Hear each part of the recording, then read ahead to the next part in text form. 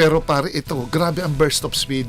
Yun Tsaka nga ito, galing sa dribble, bong, meron siyang atake. Well, si Sam, ganun din. Pero si Sam, ang lakas din ng first step, pero athletic. Tapos, pareha silang good finisher, pare.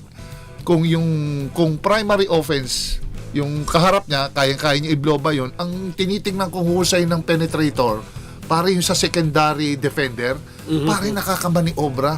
Alam niya kung kailan niya ipipinoy step, alam niya kung kailan ibabagsak, alam niya kung kailan niya iiktad ng malayo. Meron siya yung take off na pare, pag inispin niya, ang layo. Bakit daw? Parang Dr. J na samboy na ang haba, sabi ko. Yun ang nakakatuwa. And he's looking to pass.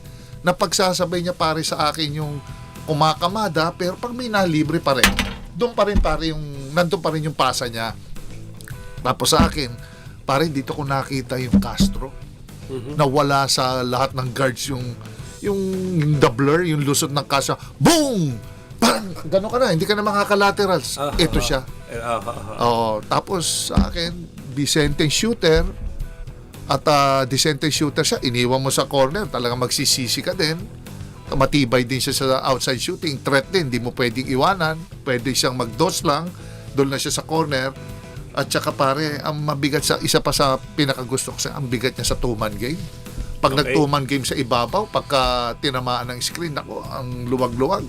Ang dami niyang nagagawa, ang hirap niyang depensahan kung matangkad ka, guard ka, iwang ka. Kung ang malaki ang kukuha, titirahan niya. So, pick your poison pag siya katapat mo eh. At saka, ang inaano ko dito pare, galing niya sa pick and roll, pag nakakushoot siya pare, no reaction. Hindi siya nagse-celebrate, small guy, walang di ba? Ano siya eh? Para si Mr. Cool yan. Oo, Mr.